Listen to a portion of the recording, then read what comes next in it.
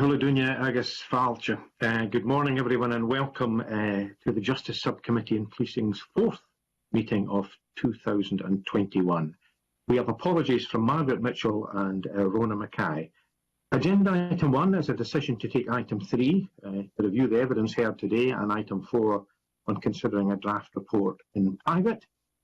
Are we all agreed?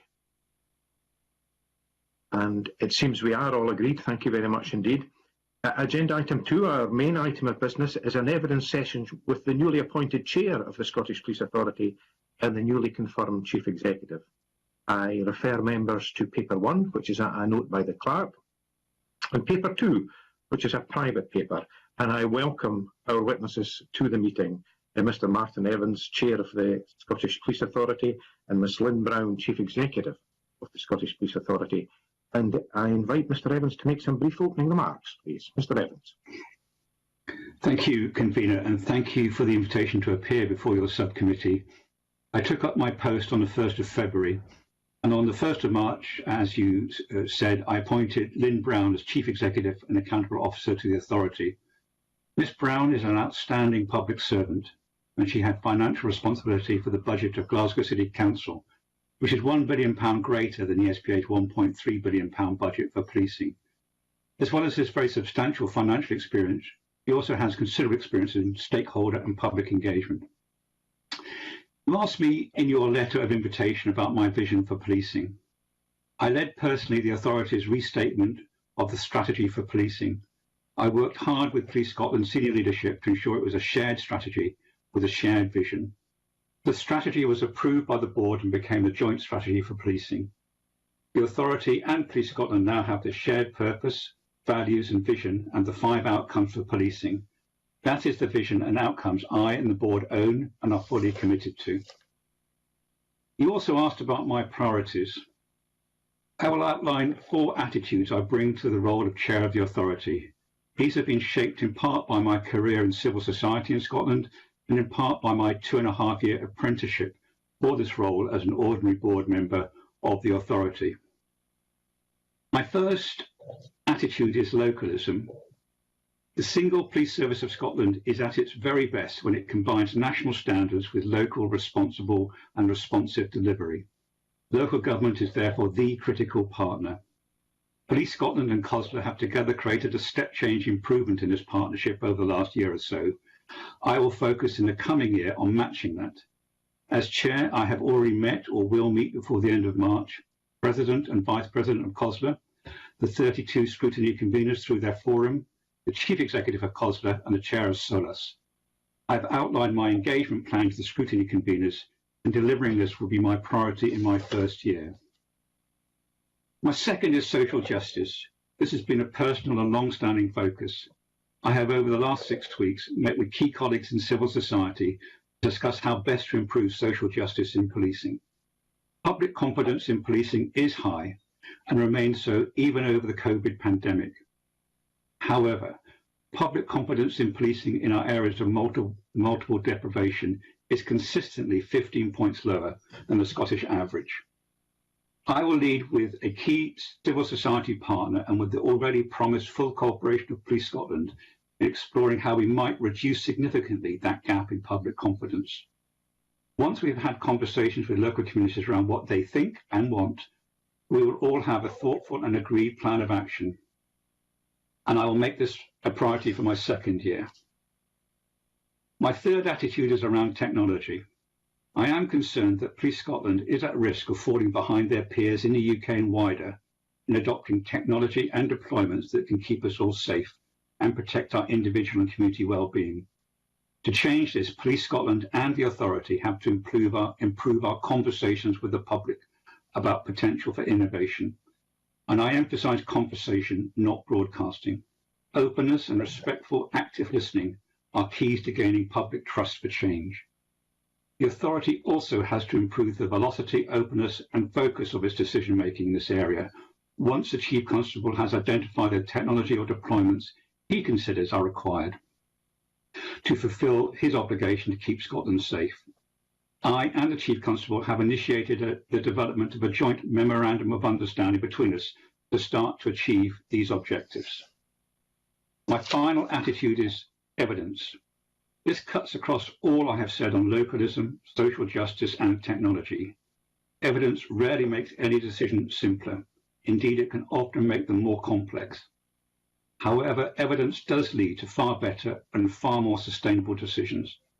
And by evidence, I don't mean academic research alone. I mean professional experience of police officers, leaders in civil society and local government, and the lived experience of citizens. I established a joint research and evidence forum last year to accelerate the use of evidence in policing and to improve listening and learning. And I intend to continue to co-chair it with the Deputy Chief Executive Designate of Police Scotland. Once again, thank you very much for the invitation and thank you for listening. Thank you very much indeed, Mr. Evans, for that comprehensive opening statement. We've quite a number of questions, and before we move to the questions, can I remind members to indicate who their question is for, please, and remind all attendees to wait just a moment for your microphone to be activated before speaking. And we will now move to questions, and the first questions are from Liam MacArthur. Liam, please.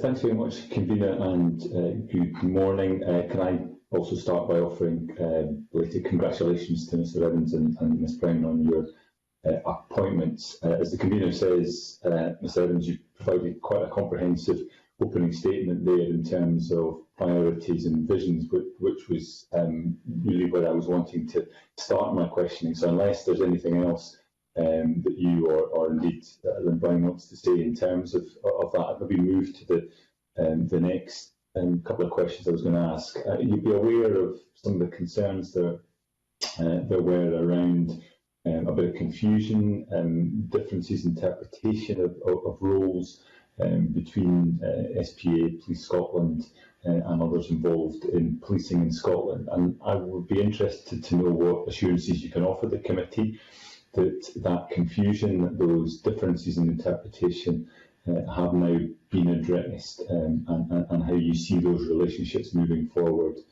in the future. Maybe I'll start with you, Mr. Evans, but certainly would be keen to hear from Lynn Brown as well. Thank you very much, Mr. MacArthur. Thank you for the question. I think there's a complex landscape around policing oversight, and that's not to be denied.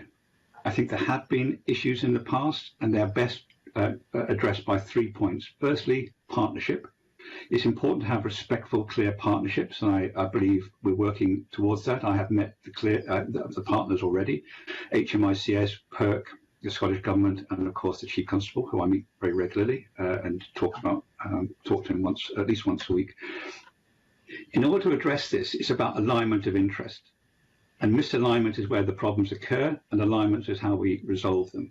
But this is about trying to find where we can add value as the Scottish Police Authority and where we're in partnership with the others within this complex relationship.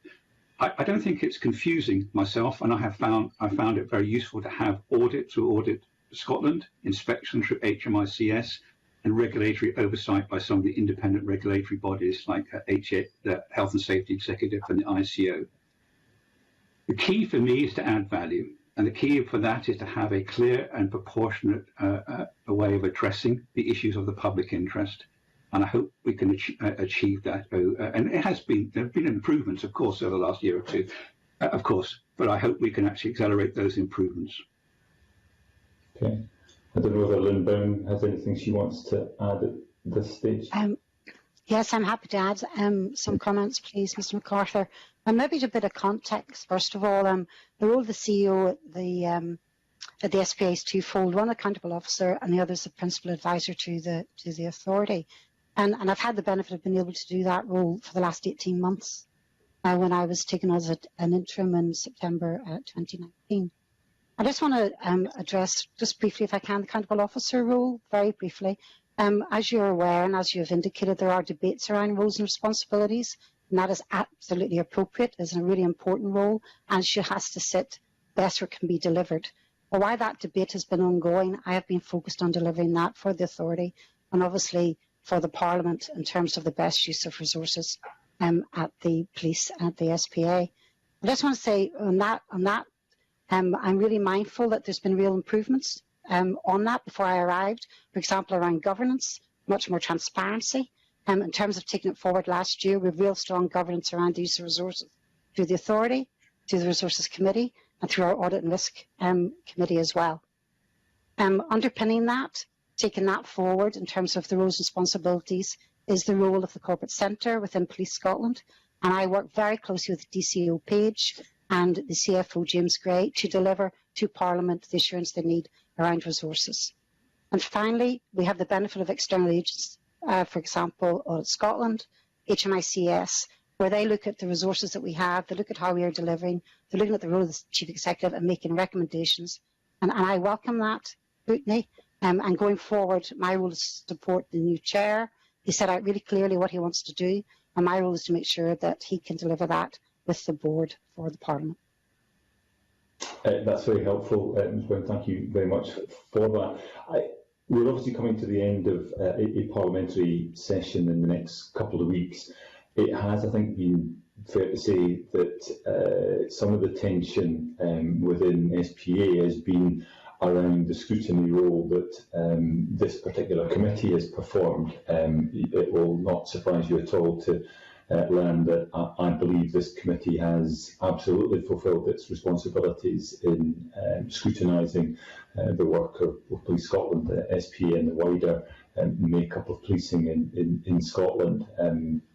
There are a number of examples where I would say that this committee has perhaps been in the lead in terms of exposing issues that I think it would have been more reassuring to know had been given more robust scrutiny by SPA, cyber kiosks being the obvious example. So I'm just wondering whether or not,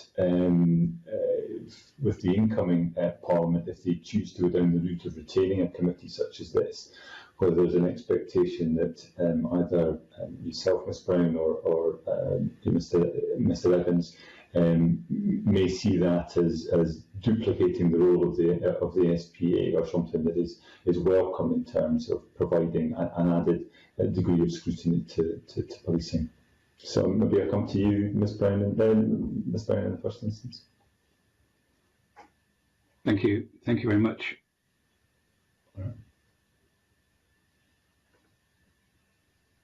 I'll come to Mr Evans then first. Sorry, I misunderstood. Thank you very much. I wrote to the convener saying how helpful and how essential it is to have the scrutiny, the intense scrutiny that's provided around policing. I think the police service, any police service, is given extraordinary powers over us as citizens, and it's right there's this complex area of scrutiny, including audit, inspection. I think the value of the committee has been really high. I have never had any issue with the how the committee has scrutinised and held us to account as an authority, and I think it's improved our ability to act effectively as an oversight and scrutiny body. And I have never made any doubt about that at all. And I think if there's an issue for the future, it's for both us and for any Parliament coming in to look at the policing in the future, to have a future focus. But I think it's right, and I really emphasise that we should all welcome the intense scrutiny given to policing, given its extraordinary power it has over us as individual citizens. And if we didn't have that, I think we'd be a society poorer, and confidence in policing would be less. That's very helpful and encouraging. Thank you, Mr Evans. I don't know whether, Ms Brown, you had anything else you wanted to add? If I may, Mr MacArthur, I would like to add something. And really the context of this is my whole career has been working in a democratically scrutinised organisation. I was the Deputy Director of Finance at Edinburgh, and then I was the Director of Finance at Glasgow. So I completely respect and appreciate the role that is played in scrutiny by representatives of the electorate.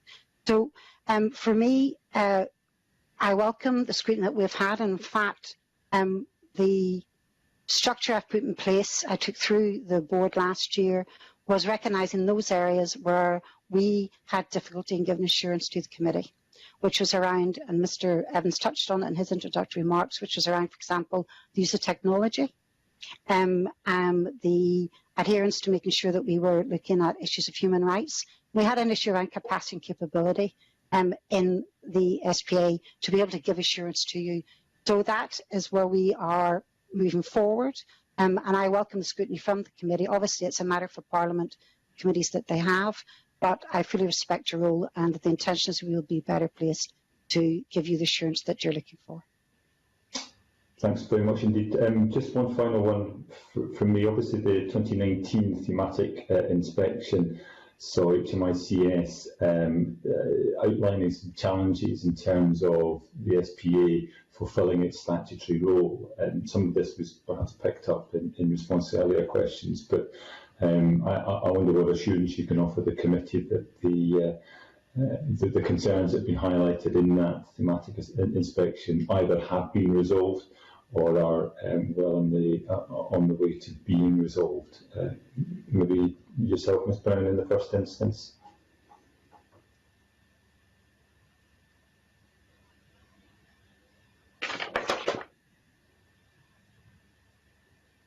Ms Brown, your button's muted. Can you help broadcasting, please?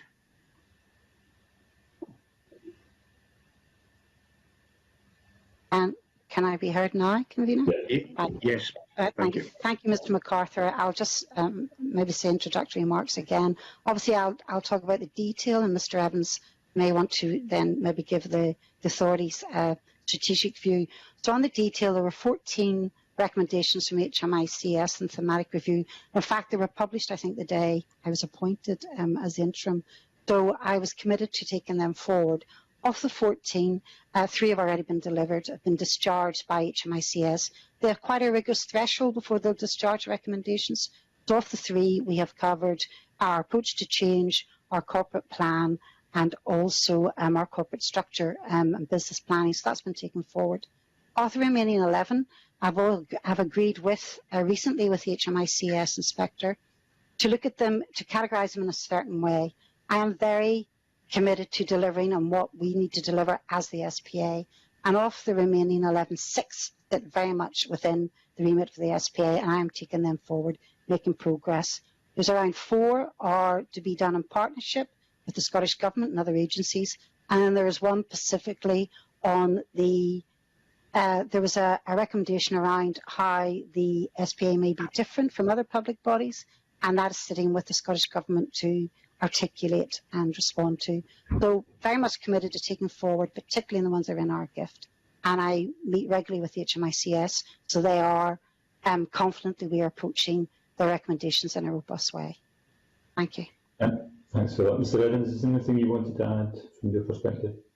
Yeah, thank you. Thank you very much. I do meet monthly, and I will be meeting monthly with Jill Imrie, the Chief Inspector of Police. She wrote in October that she was pleased with the focus on addressing the issues she had raised in the report that you mentioned, which is very critical of the SPA.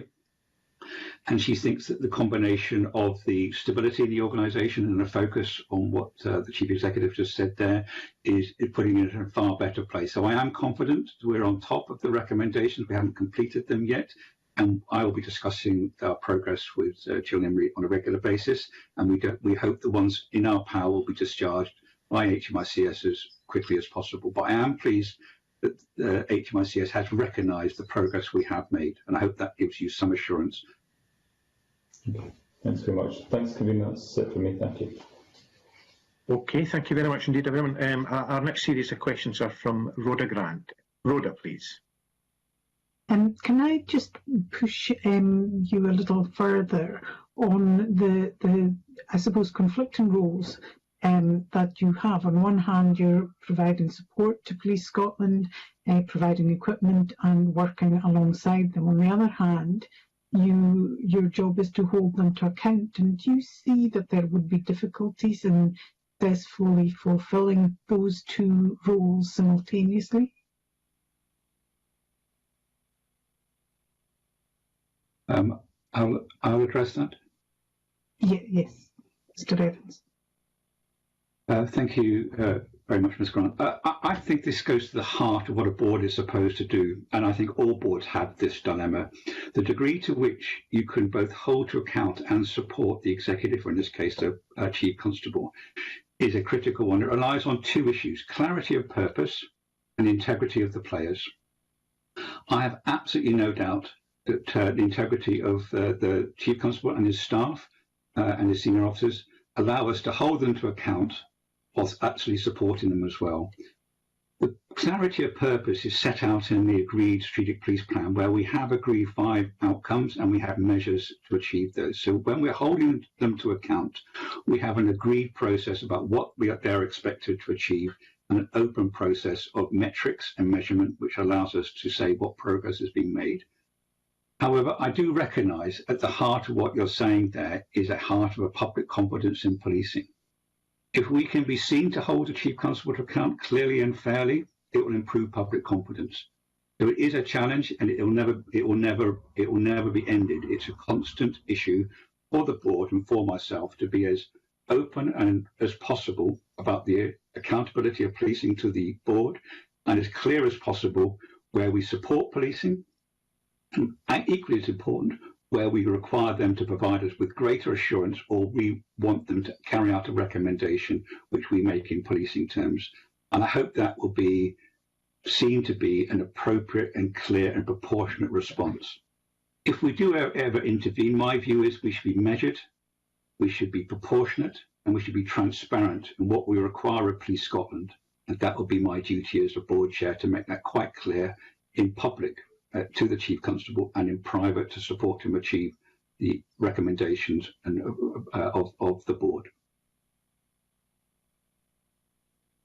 Okay, Ms. Brown, do you have anything to add? Just to add that I acknowledge it can be tensions at times in terms of at my level, at officer level, and that for me is really, you take that forward by having really clear in your role and responsibility, and that we're all working towards the one goal, which is the best police service that we can have. I'm very keen with my staff since I arrived that we're focused on that, and I always say we're not there to mark the homework of Police Scotland. We're there to add value to the authority and their support and scrutiny of Police Scotland. So I recognise the tensions, and my whole approach is to make sure that we can be professional and disciplined in our role going forward. Just on that, I mean, you have to add value, you need to support, but also you need to be quite robust in holding to account. I suppose, how do you drop one role and then come to another? I think that would be quite difficult, in that you are supporting people and then you're holding them to account. Do you think that is transparent enough? I think the role for the transparency is at the board level, at the authority level, and Mr Evans has set out quite clearly that he expects that to be much more transparent, much more clear, and where we are holding the Chief Constable to account in a fair and proportionate manner. So for me, that is the focus, is at the authority meetings, and my job is, when those authority meetings are held, that the authority have all they need to either support the Chief Constable or to ask the more robust questions. Okay, thank you. Thank you, Convener. Okay. Okay, thank you, Rhoda.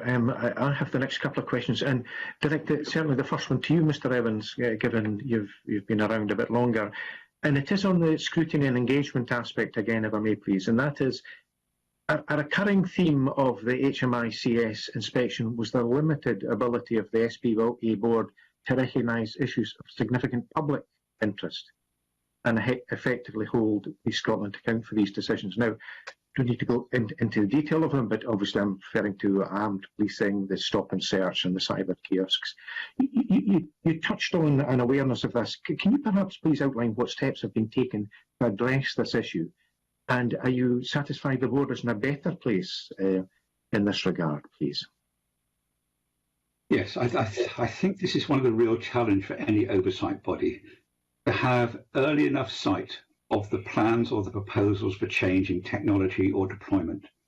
to have that at a stage where there's an understanding of what the public intent is and what the process of assurance in terms of the balancing between harms that might be caused by that deployment or technology and the benefits that may be applied in the public area.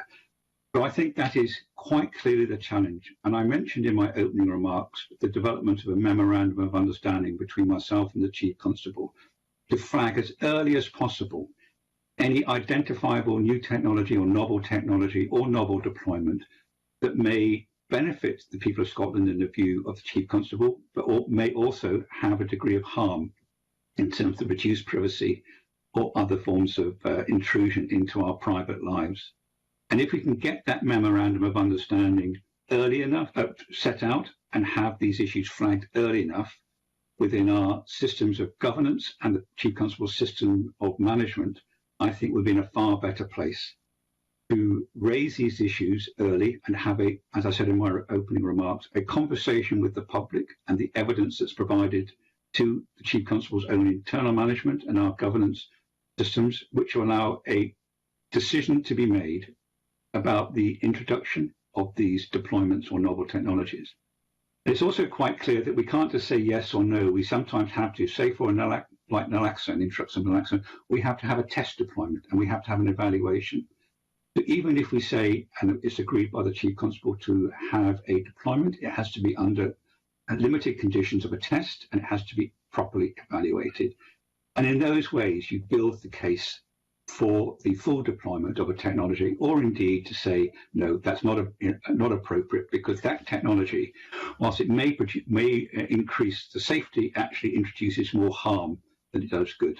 And that's the complexity of this decision, because we don't know sometimes what harms may be caused with 100% certainty, or what protections might be caused. And if I end on this, is that sometimes people would want us to apply the precautionary principle where nothing happens unless you can prove no harm. I think we should apply the proportionate principle. We have to balance these and come to a reasonable public conclusion about what the balance of harm and benefit is from a new technology or a new deployment. And that's not always easy, but I go back to those examples of naloxone, which we're currently doing, and drones, which I'm sure we'll come on to at some stage, about novel technologies where we have to balance these issues. Okay, I suspect I could ask you questions all morning about that, but time precludes that. Thank you.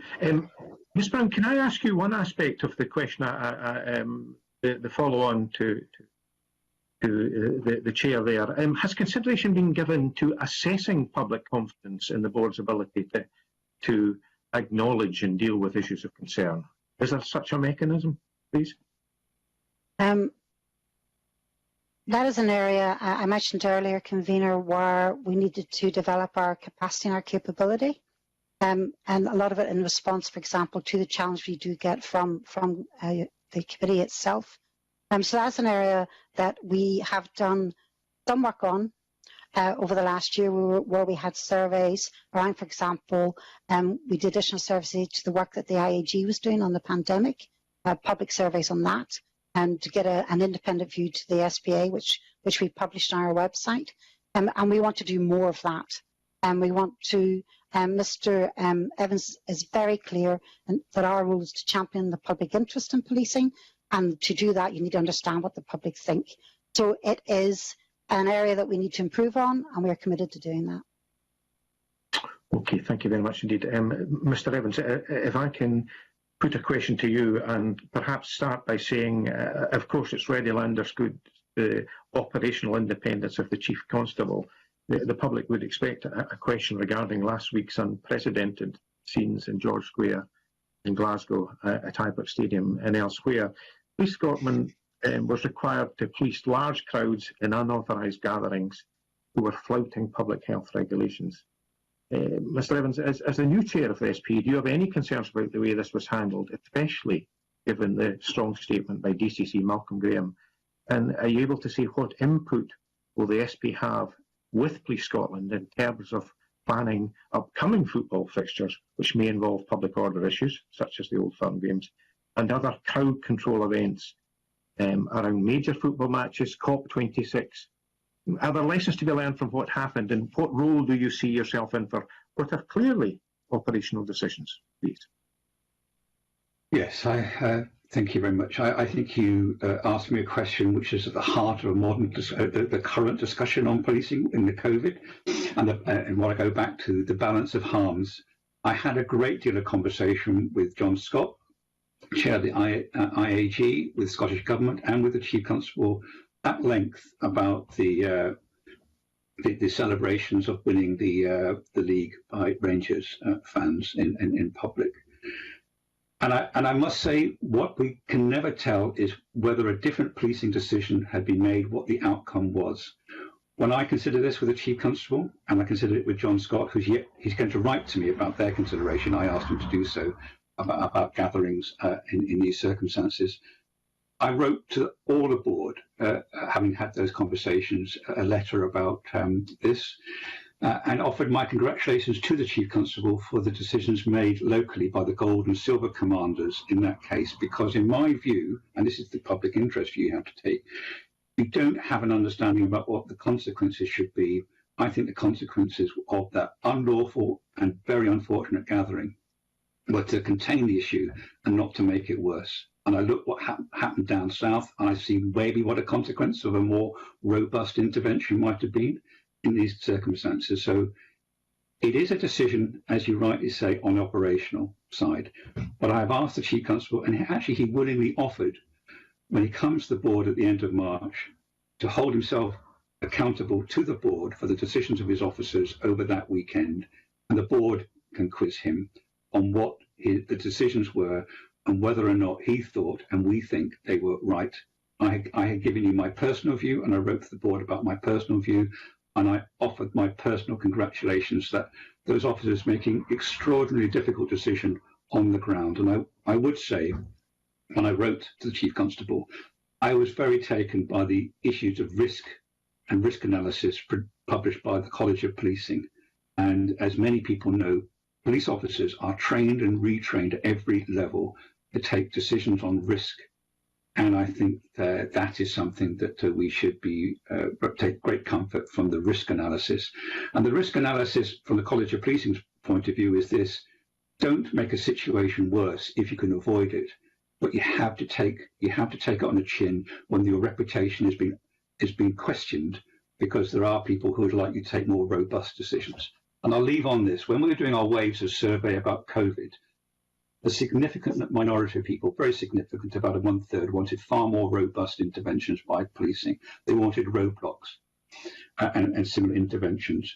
And what I do know, and what we do know, is those kind of interventions would probably exacerbate issues and reduce confidence in policing. So what people might say and what might be a reasonable result doesn't always coincide. I do think, and I do trust very much a huge integrity of our Chief Constable and his senior staff, and that goes all the way down Police Scotland. Without that, I think it would be a far worse place in Scotland. We rely on their integrity and professionalism and judgment making. Thank you for these comments, Mr. Evans. For the avoidance of doubt, I was not trying to solicit you to be critical, rather absolutely the autonomy of police officers. And I think, I know the police service perhaps wearies, as other public bodies do, of the cold analysis of events when on-the-spot decisions have to be made very urgently, and there has to be an understanding that not everything can be the result of many months of meetings. But what might be the result of many months of meeting was some of the other matters I alluded to, which was COP26, the football events. So could you maybe say what role authority might have on operational matters around that, the consultation that may take place? Again, stressing no one is expecting any interference with the independence, operational independence of the Chief Constable. Yes, just to understand what that relation is, please. Yes, I'm very conscious that the policing of gatherings and protests is currently an issue of serious public debate, and will become even greater, and it will reach a crescendo in November with COP26, where the United Nations is inviting people to protest and demonstrate in Glasgow. So what I have agreed with the Chief Constable is in September we will have an open webinar open to everybody about policing of protests at COP26, how they go about, how police go about it, what they do, and what their view of promoting the human right to protest. And that is clearly what the Chief Constable's stated intention is, whilst maintaining public order, safety, and, if they're still in force, any issues about the public health regulations or about gatherings. So our role here is to do two things, is to be clear about the procedures and policies of policing protests, which we are, and we've cited on these both through the IAG, Independent Advisory Group, and the authority, but also make those public. And I'm very grateful for the Chief Constable for agreeing to co-chair, to co-produce that event, and Tom Halpin, the convener, who's a former Assistant Chief Constable, Deputy Chief Constable, convener of our COPS oversight group, will actually hold the rein on that public event, and that will be the vehicle by which the best thing we can do is not just seek the assurance of the board, which is important, have a public conversation about policing, and it will not be easy. It will definitely not be easy, and I think COP26 rather than the Euros, which I'm sure Police Scotland have a huge amount of experience in policing crowds in football, but the extraordinary crowds that we may expect in COP26, I think, had to be a really public, a big public debate, and that's the initial vehicle, convener. Thank you, Mr. Evans. I'm conscious of time there. Very briefly, of course, there's different policing approaches being adopted. Many of the attendees at COP26 will be from out with Scotland. How will the policing model, which is very positive, if it is about facilitating the human right to peaceful protest, how will that message be relayed more widely, please? Well, the responsibility for any force coming to Scotland, invited by the Chief Constable, is the Chief Constable's, and he will maintain control over the police services that are invited to assist. And the Gold Commander of that event in Glasgow will have more direct control. And there is a clear operational. They don't come and act independently. They come acting completely under the control of our Chief Constable, and that's the assurance that we are clear, and that's the absolute conviction of the Chief Constable that is the only appropriate way to police this huge event. And as we both know, that is the largest public event in certainly the last generation. It will be enormous, and I don't think any of us are quite grasp the scale of that event and the potential of policing that event, except for Police Scotland, who have put an enormous amount of energy into their planning. But what we have to do, as I've said, is make that publicly visible, so we all know these difficult decisions that policing have to make. But their intention is to, as I understand it, promote the human right to protest, but protect all of our interests in safety and all of our interests in public health. Okay, thank you very much, Steve. That's very reassuring. Our next series of questions are from Shona Robertson. Shona, please. Good morning, everyone. Just taking the issue of public confidence more generally, as we are in very challenging times with the pandemic. Obviously, Police Scotland have been tasked with giving effect to what can only be described as extraordinary emergency powers. Therefore, I was wondering if Mr. Evans initially can give an update to us with the details of any work which the SPA has been undertaking in scrutinising how these emergency powers are being used, and how Police Scotland are engaging with the public to provide reassurance and confidence in its approach. Thank you very much, Ms. Robertson. The Single Police Service of Scotland has been critical to supporting us all during the public health crisis. I think they have come into their own over this period. And I say that because I've had a view closer than I think any non-police officer has had over this period. I have been on the Independent Advisory Group meeting twice a week. I've been on the optical group of Police Scotland looking at data on policing the pandemic. I've had daily briefings, written briefings on Operation Tala, and weekly meetings with a board member on the progress. And the SPA has polled 12,000 people over 4 waves of polling. Though I have had a pretty unusual and close engagement with this, and whilst there have clearly, and you should always say that, clearly have been issues which have been differently applied in different areas at the beginning, because that's the nature of discretion. I think overall Police Scotland has policed their extraordinary powers to great effect. Now, there have been 2 phases of policing so far. The early phase, which is about our individual actions and gatherings, and the second phase is about being gatherings inside and house parties. And I think each have proposed their challenges. I'd say the resilience of Police Scotland and the engagement of the public have been a very high level, more than 100,000 engagements on the first of the 3 E's, and a very few, relatively few, fixed penalty notices. And I would just pick out C3, the contact and engagement, the calls for service part of Police Scotland, often unsung heroes of this whole process of protecting our public health. A call every 12 seconds. They have maintained their service. They've come in to work under these very high pressure conditions where we are all supposed to social distance, and maintained this very high level of service. And C3 has been the core mechanism by which Police Scotland is able to deliver a reliable and responsive service to calls for service, and yet maintain their own staff's public health and the public health of all of us in Scotland.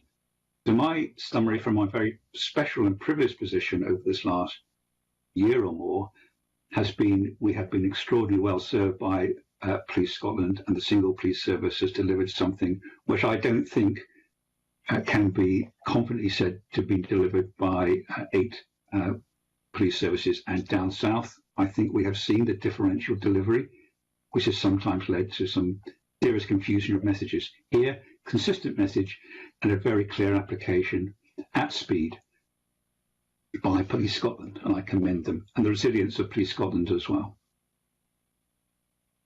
Thanks for that answer. I was going to bring Lynn Brown in, but just interesting, you're talking about the polling of 12,000 people. Just for our information, how are those people selected for your polling? Is that done by a polling company, or is it who does that, and how is it done?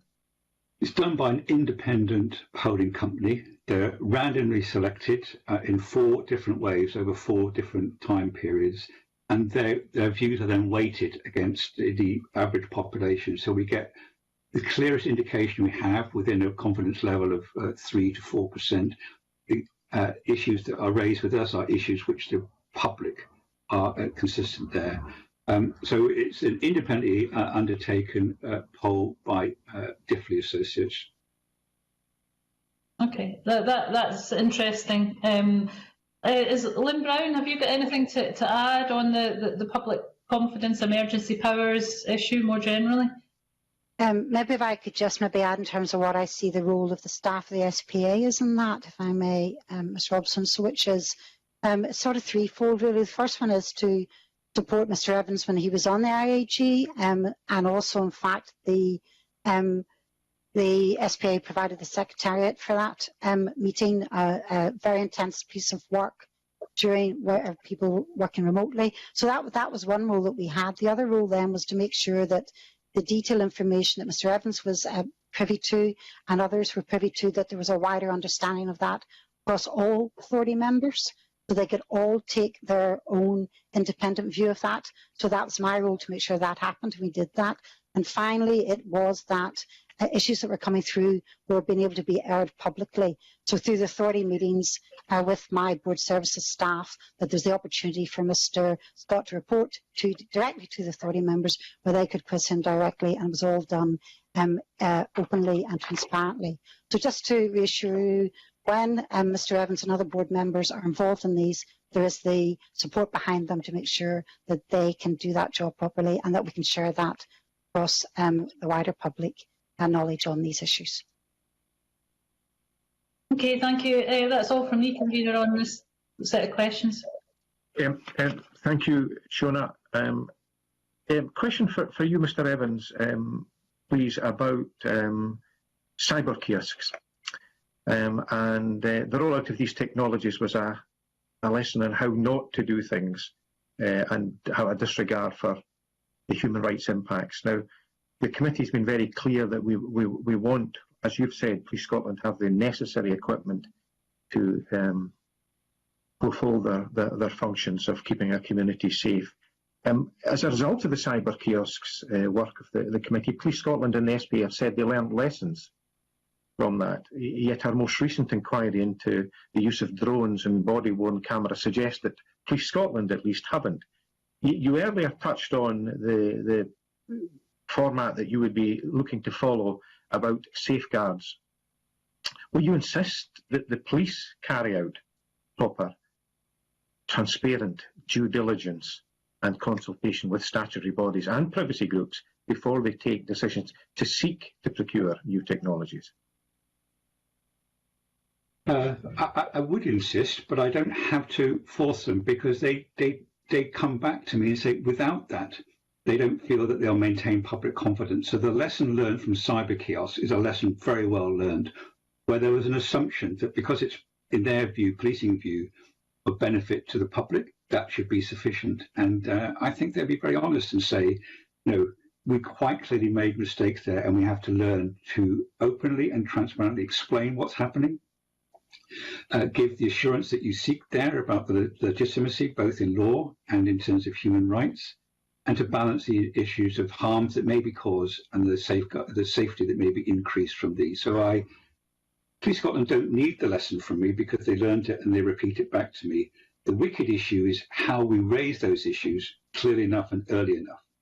And I think you touched on drones, and the initial evaluation of drones that went to the Policing Performance Committee, which I happened to chair at that time, which was a test deployment. An evaluation of a test deployment was not adequate. And I escalated that to the Senior Deputy Chief Constable, and we agreed that we were just going to reset that conversation and come back to the committee. It went back last week, and the committee still have one more step, some more actions they require of Police Scotland. And it isn't to stop the test deployment, it's just not to roll out the deployment wider whilst we address the issues which you raised there and the other issues which the committee want addressed. Of course, for those who are not familiar with the exchange of correspondence between the committee and Police Scotland, these were fundamental things like an understanding on the committee's behalf that there were 3, and we turned out that there's 7 drones. The wider use that's employed. I just wonder, this leads into the issue of the procurement threshold. Is that a sufficient safeguard for scrutiny? Well, let me own, I was highly sceptical of the cyber kiosks figure coming in conveniently just under the 500,000, which meant that there wasn't the trigger of additional scrutiny on procurement from the police authority. Surely it's about what the implications of any piece of equipment are rather than the cost that matters. What can you tell us about that? Ms. Brown, perhaps more your side of things, please. Yes, thank you, Convener. Yes, we do have a system of thresholds for delegation around procurement and around purchasing. And they are there to make sure, and behind that are whole contract awards, etc. And behind that is so that we can move in a proper manner in terms of delivering the service. What you've raised are particular areas that maybe are subject to reputational aspects that aren't really picked up in terms of that thresholds. And Mr. Evans referred to this memorandum of understanding, which we are working on with Police Scotland, and I see that as the area where reputational issues are addressed around new technologies, rather than looking at it on purely the thresholds. Around procurement, we have a procurement improvement plan which has been taken forward and is making progress. So for me, as the CEO, it's more a case of that memorandum of understanding where there are reputational aspects around technology that we deal with, rather than starting to change the thresholds, which work for most items of expenditure, just not on certain ones that are sensitive to the public interest. Thank you. I wonder, Mr. Evans, is this more about flagging up a piece of equipment with no regard to the cost? So this is what this piece of equipment can do. Do you feel that the memorandum of understanding you've put in place would preclude that? Because you will be cited on the extensive correspondence to and froing to establish simple facts in relation to the drones. And I certainly don't want a legacy of this committee's work in examining this to be a sudden escalation in their use, as one of the risk assessments tends to infer with regard to use for the securing of evidence, way beyond the initial intention of the trial that you referred to. Thank you. Firstly, I fully agree that it doesn't matter what the capital cost of the equipment is, because these days capital costs for some of the quite intrusive equipment is relatively low. What matters is the intent. So whilst the Chief Executive is saying that those procurement levels will remain because they have a serious use value for the novel and new technologies and deployments, no, they're not the relevant issue within the draft. It remains a draft, convener. We haven't finally agreed it. But this is to do with the benefit and the harms that may be caused. And we need to know as early as possible. And frankly, so do the internal management systems within Police Scotland need to know this, as we have some devolved budgets to policing in local areas. So I quite agree. The capital thresholds are irrelevant so far as this memorandum of understanding occurs. What matters is to flag early and flag publicly the intention, and then to go through a proportionate and open process of evaluation, assessment, a test deployment, re-evaluation, and then a decision, all of which should be in the public domain. And that's what we've learned from Cyber Kiosk. To do this as though it's just a professional decision is not to take the public with you, and that's pretty fatal to public confidence in policing. On the principle, not just applied in this case, of the stamped draft across documents providing public bodies with wriggle room, so when it suits to say, well, that's a policy, when it doesn't suit to say draft policy, are you able to say when that will be policy for the Scottish Police Authority? Provide some reassurance. The memorandum of understanding. Yes. So, yeah. Well, as soon as I'm able to sign it with the Chief Constable, it'll be the memorandum of understanding that we have between us, and then it'll be given effect. I will definitely see no reason why it should be published. Absolutely, I'm very keen on as open and transparent as process. I see no reason why that shouldn't be published, and then we'll have to actually make effect to it, which, as you know, will be more difficult to actually translate that memorandum into actions, but I see no reason why all of those shouldn't be clear and in the public domain. Thank you. Can I add attitudes as well as actions? I think that's important that they're shaped. Yeah. Thank you for that. Our next question is from Shona Robertson. Shona, please. Thanks, Convener. You'll be aware that Parliament recently nominated Brian Pastow for appointment as the first Scottish Biometrics Commissioner. In fact, it was just confirmed last week. Would you expect to engage with Dr. Pastow at an early stage, given Police Scotland's ongoing involvement in pursuing new technologies? Can we come to Mr. Evans first? Yes, thank you, Ms. Robertson. When his appointment was announced, in fact, I read it in the media, I asked my office if they would make an urgent request for a meeting with the new Biometrics Commissioner. So that was done, I think, last week. So yes, I would. I'd very much want to have that meeting and understand how we can work together and how we can actually add value as a police authority to any work that he's undertaking. Very much welcome that appointment.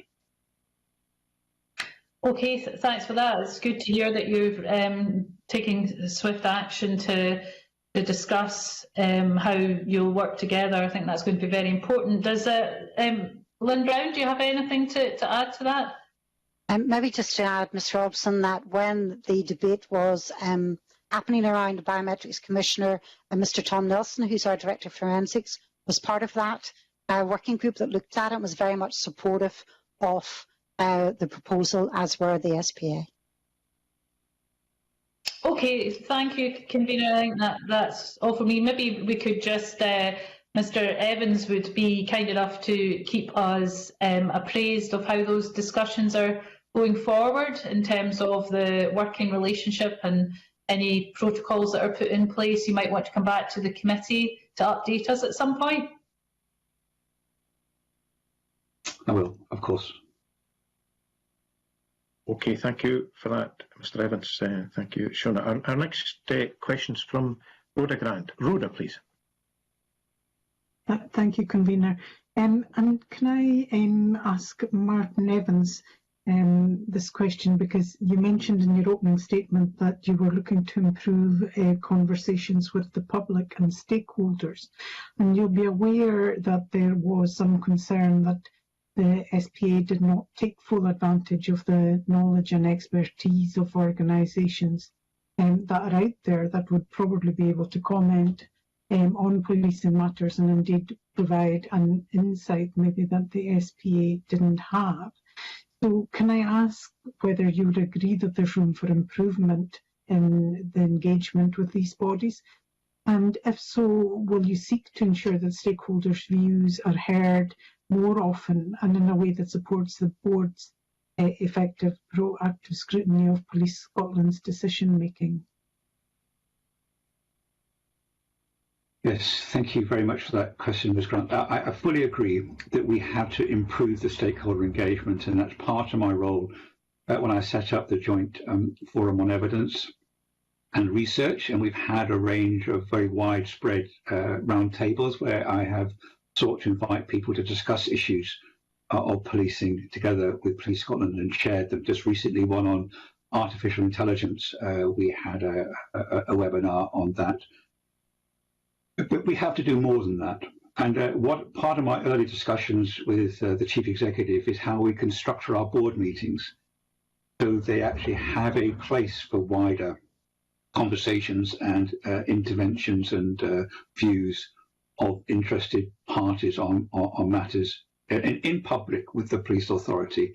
And as you probably know, our board agendas are very long, and our board meets, in some people's views, and they include mine, too frequently, but we have to create this space. So we're discussing how best to do that.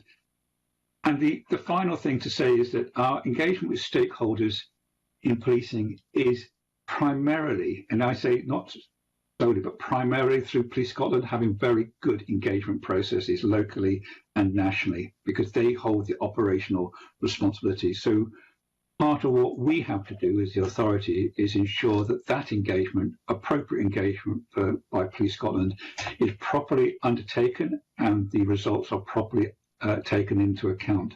Otherwise, what we do is we duplicate the role of a very, very much larger organisation in this stakeholder engagement, and that wouldn't be added value.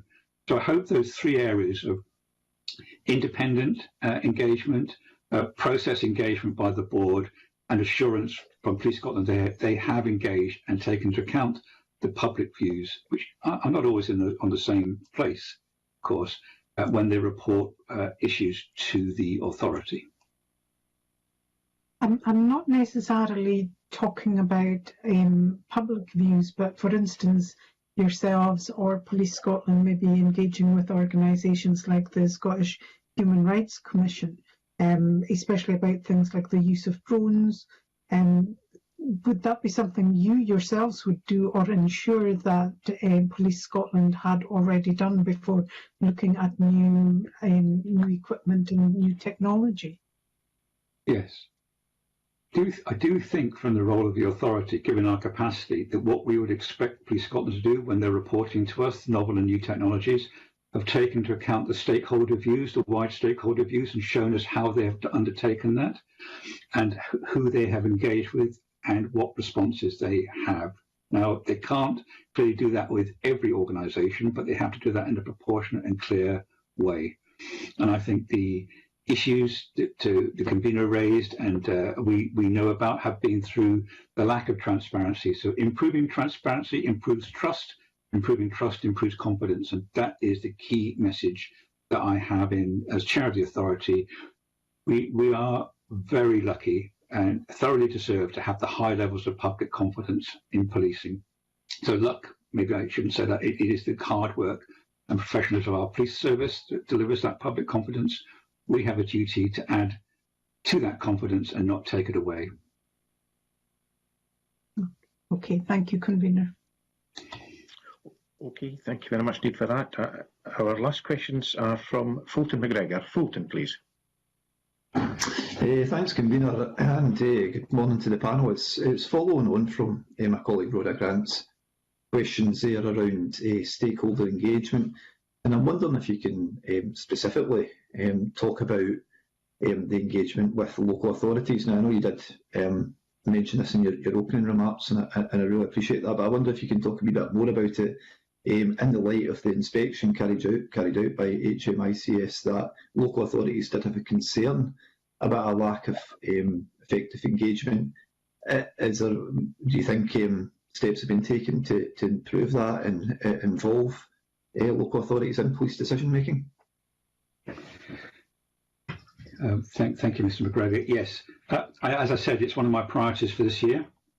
I have been lucky enough to have Councillor Kelly Parry on the committee which I chaired on policing performance, and she and I have already, before I became chair, engaged in more detailed discussion with SOLAS and the Assistant Chief Constables responsible for each area about engagement and looking at the ways which local scrutiny bodies engage. I have met with the Scrutiny Forum chaired by Kelly Parry, and I intend to carry on with those and understand better how we can add value to that.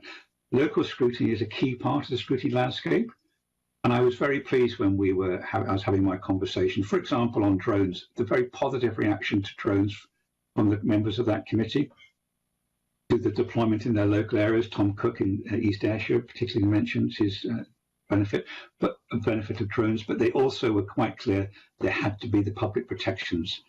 So my commitment, and I made this to the scrutiny conveners and I made it to Kelly Parry, is to have a step change in the relationship we have with local scrutiny committees and find ways to ensure that the authorities' engagement doesn't duplicate the work of Police Scotland, because as I said, they've actually improved significantly their engagement over the last year through DCC Will Kerr, but to add value to where we can be there and listen hard to what their issues are and find ways of supporting them. And one of those ways is through the Angelini review, wanting more data on local complaints and local data on metrics of performance. And we'll be discussing that with both Police Scotland and with the local scrutiny conveners forum. Thanks very much for that, and thanks for taking the opportunity to put that on the record and put forward your commitment there. The independent review that was carried out by Bob Black also suggests that accountability to Parliament could be improved by regular meetings between this committee or the wider Justice Committee and SPA members, along with Police Scotland senior staff. Is this something that you would support yourself? I go further than support it. I'd welcome it. If we are invited, we're going to come in and discuss with you, and I would like a conversation. I would like a view on your views on our current ability to do the work that we're doing, but I'd also like a discussion about the policing in the future and the challenges of policing in the future too. I think that would be a very significant forum. It attracts a lot of attention through Parliament, and it would allow a public scrutiny about the challenges of policing in the future to be aired, and the evidence given by professional police officers and scrutiny bodies and parliamentarians to be in the public domain. So I actively welcome it. Thanks for that, and I would just comment, convener, before closing off, that the whole time that I've been on this Justice Committee, but police subcommittees, which I think is since it started, I think that the witnesses that we've had from Police Scotland and all the various associated organisations has been excellent, and there hasn't been ever any issue with attendance and getting the right people around the table. So it's good to also hear this commitment to some sort of annual event as well. That's me, Convener. Cheers. Okay, Fulton, and thank you for that comment. Mr. Evans, one very topical issue, please, if I may ask, and we did touch on this in relation to policing arrangements and mutual aid for COP26, but it is about the legislation presently generating a lot of interest and disquiet, indeed, south of the border, which won't apply to Scotland, albeit, as I understand, there may be a legislative consent motion in Session 6 brought forward, and that is regarding static gatherings and noise. I just would seek your assurance that the police authority is aware of that, and that is something that will feature in your deliberations about operations following the Scottish police model during these important events. Thank you. There are two things about that. Firstly is I rely greatly on HMICS for technical professional policing advice, and they would have a view, and I've discussed these issues with Jill Emery about potential Scottish legislation. She has no remit, I don't think, but she can tell me about UK legislation in this area. But that's the technical side of that area. In terms of the oversight issues, we have our own independent, we have an oversight group. Tom Halpin, as I suggested, said earlier on, chairs that, which is a cross-organisation oversight group. The Chief Constable remains in control of policing in Scotland, whoever is invited through mutual aid to assist. And if there is an issue here, and I think it's a topical one, it's about how complaints are dealt with against police officers who are operating under his control, invited under mutual aid into Scotland, and that's a subject of active discussion within the oversight group and with our colleagues in other organisations.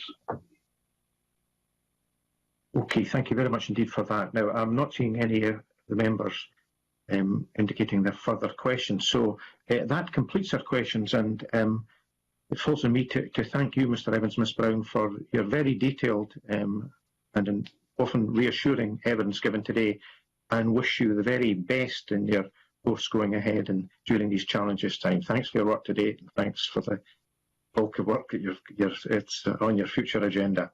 Now, as ever, any follow-up issues, and I'm not aware that necessarily we have any, but if there are any, will be dealt with by correspondence, which, as ever, will be published on our website.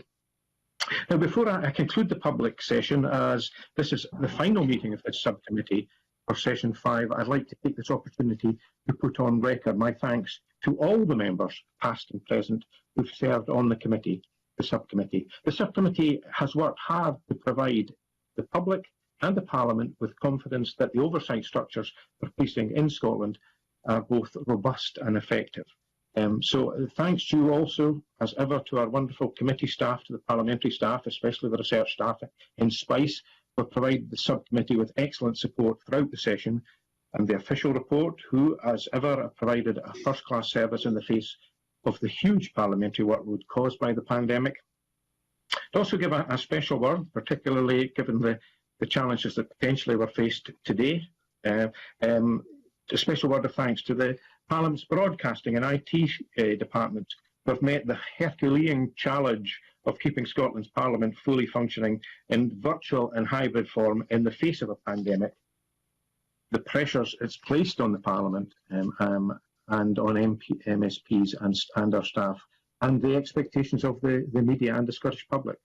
I'd also like to thank all of the witnesses and external organisations who have taken the time to provide oral and written evidence to the subcommittee over the last 5 years. Their engagement with the subcommittee has greatly increased the effectiveness of our scrutiny function and shows that the Parliament continues as an effective tool to hold power to account. I also want to put on record our thanks to the women and men of Police Scotland and their staff associations and trade unions, and to the men and women of the Scottish Police Authority. Session 5 has required our policing service to respond to some of the most challenging and difficult circumstances in our lifetime. From the task of bedding down Police Scotland as a modernised single national police service, to responding to the challenging budgetary landscape, to the huge problems presented by Brexit and the global coronavirus pandemic. Our frontline police officers have been at the sharp end of these challenges and have risen to each challenge, delivered a first-class service to the people of Scotland. Finally, I'd also like to thank the Senior Force Management in Police Scotland and the leadership of the Scottish Police Authority.